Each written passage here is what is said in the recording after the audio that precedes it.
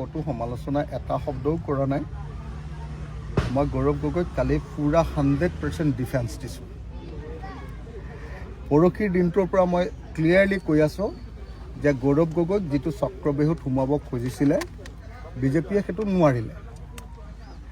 কালি দিল্লীৰ পৰা পইচা খৰচ কৰি আনি চাৰ্টাৰ্ড ফ্লাইটত বা ফ্লাইটত আনি 30জন সাংবাদিকক গুৱাহাটীৰ 5 ষ্টাৰ হোটেলত ৰাখিলে। ৰাখাৰ পাছত কিন্তু আমি দেখিবলৈ পালোঁ সাংবাদিকবিলাকে কোনেও এটাও ভালকৈ বাতৰি নকৰিলে। কেলে? তাৰ কাৰণটো হ'ল অসমৰ মুখ্যমন্ত্ৰীয়ে যি কথা কৈছে তাত কোনো ছাবষ্টেঞ্চ বা প্ৰকৃত সাৰাংশ নাই। অসমৰ মুখ্যমন্ত্ৰীয়ে কেৱল আৰু কেৱল 2026 চনৰ নিৰ্বাচনৰ কাৰণে গৌৰৱ গগৈক ডিছক্ৰেডিটেট কৰি মানুহৰ পৰা আঁতৰাব খুজিছে। তাৰ বাহিৰে কোনো ধৰণৰ কথা কালি প্ৰকাশ কৰিব নোৱাৰিলে। মই সেইকাৰণে কালি ঘোষণা কৰি দিছোঁ যে কালি অসমৰ মুখ্যমন্ত্ৰীৰ প্ৰেছ মিটখন হ'ল বেহাৰবাৰী আউটপোষ্টৰ এটা চিৰিয়েল। বেহাৰবাৰী আউটপোষ্ট আপোনালোকে চিৰিয়েলখন চাই নহয়? বেহাৰবাৰী আউটপোষ্টখনত যেনেকৈ পুলিচ থানা এখনৰ কাহিনী কৈ থাকে কিন্তু আচল পুলিচ থানা নহয়, ঠিক তেনেকৈ গৌৰৱ গগৈ পাকিস্তানৰ এজেণ্টগিৰি কৰা বুলি কৈ আছে কিন্তু আচলতে সেইটো নহয়, এইটো এটা মেকিং বস্তু। গতিকে গৌৰৱ গগৈক সেই কথা কোৱাৰ পাছতো গৌৰৱ গগৈক অসম চৰকাৰে গ্ৰেপ্তাৰ কৰিব পৰা নাই। যদি সঁচাকৈ গৌৰৱ গগৈ পাকিস্তানৰ কিবা এজেণ্টগিৰি কৰিছে তেতিয়াহ'লে গ্ৰেপ্তাৰ কৰিলেহেঁতেন নে নাই? হয়নে নহয়? বেলেগ কথা বাদ দিয়ক, ইণ্ডিয়ান আৰ্মিয়ে তেওঁক গ্ৰেপ্তাৰ কৰিলেহেঁতেন, কেন্দ্ৰৰ গৃহ বিভাগে তেওঁক গ্ৰেপ্তাৰ কৰিলেহেঁতেন, NIA তেওঁক গ্ৰেপ্তাৰ কৰিলেহেঁতেন আৰু অসম পুলিচে গ্ৰেপ্তাৰ কৰিলেহেঁতেন। মুখ্যমন্ত্ৰীয়ে যিয়ে কক নকক লাগিলে আচলতে যদি অসমৰ হৈ তেওঁ ভাৰতবৰ্ষৰ হৈ যদি পাকিস্তানত এজেণ্টগিৰি কৰি আছিলে তেতিয়াহ'লেতো গৌৰৱ গগৈক ডেফিনেটলি গ্ৰেপ্তাৰ কৰিলেহেঁতেন। গতিকে গৌৰৱ গগৈক অকল ফচাবৰ কাৰণে কৰিছে আৰু সেই কথাটো কালি সাংবাদিকবিলাকেও বুজি উঠিছে। আৰু সাংবাদিকবিলাকে বুজি উঠাৰ কাৰণে কালি কোনো নেশ্যনেল টিভিত ইম্পৰ্টেঞ্চ দি গুৰুত্ব দি হিমন্ত বিশ্ব শৰ্মাৰ প্ৰেছ কনফাৰেন্সৰ কথাটো ক'তো ভালকৈ প্ৰচাৰ কৰা নাই।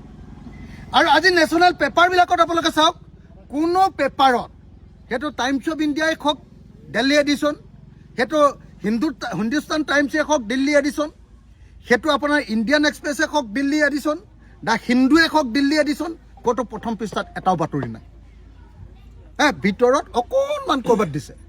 অসমৰ মুখ্যমন্ত্ৰীয়ে দিল্লীৰ পৰা সাংবাদিক ভাড়া কৰি আনিলে, ৰাইজৰ টকাৰে এৰোপ্লেনত আনিলে, আনি 5 ষ্টাৰ হোটেলত ৰাখিলে, এৰোপ্লেনতে আকৌ ঘূৰাই পঠিয়াব আৰু কি কি দিছে সেইটোতো নাজানোৱেই, সাংবাদিকক পইচাও দিছে নেকি সেইটোও নাজানো। কিন্তু তাৰ পাছতো কালি সাংবাদিকে অসমৰ মুখ্যমন্ত্ৰীৰ বাতৰি নকৰিলে। উল্টাই দিল্লীৰ সাংবাদিকে সুধিলে যে আপোনাৰ বোলে 12,000 বিঘা মাটি আছে, হয় নেকি? আপুনি ক'ৰ পৰা ইমান টকা পালে? অসমৰ মুখ্যমন্ত্ৰীয়ে ইমান দিন কৈ আছিলে যে তেওঁৰ কোনো মাটি নাই, তাৰ পাছত কৈ আছিলে তেওঁৰ যিটো সম্পত্তি আছে সেইবিলাক চব ৰাইজৰ সম্পত্তি, সেইবিলাক ঋণিকী সম্পত্তি নহয়। কালি আকৌ কৈ দিলে যে 12,000 বিঘাই থাকক, 24,000 বিঘাই থাকক, সেইবিলাক চব লিগেল।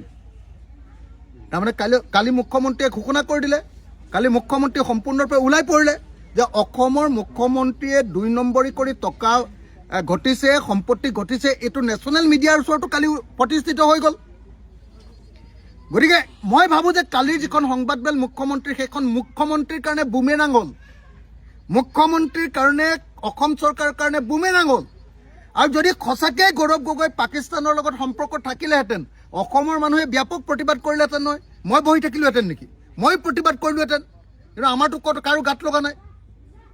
আৰু যদি গৌৰৱ গগৈ পাকিস্তানৰ এজেণ্ট হয়, আমি কি তেওঁৰ লগত আমি হেৰি কৰিবলৈ যাম নেকি? তেতিয়া এলায়েন্স কৰিবলৈ যাম নেকি? এইবিলাক সম্পূৰ্ণ মিছা কথা।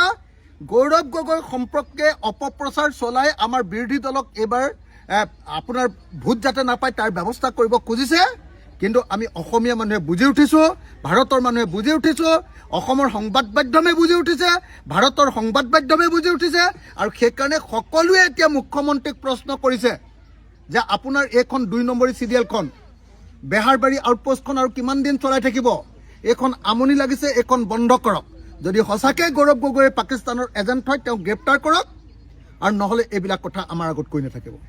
আৰু বিজেপি দলে যে আজি হেৰি কৰিছে, কি কয়, প্ৰতিবাদ কৰিছে। আপুনি চাওকচোন, শাসক দল, সভাপতি, কেন্দ্ৰীয় মন্ত্ৰী সৰ্বানন্দ সোণোৱাল, দিলীপ শইকীয়া, এই চবে যে প্ৰতিবাদ কৰিছে, আৰে ভাই যদি অপৰাধী তোমালোকে গ্ৰেপ্তাৰহে কৰিব লাগে, তোমালোকৰে চৰকাৰ, তোমালোকে কেলে প্ৰতিবাদ কৰিছা?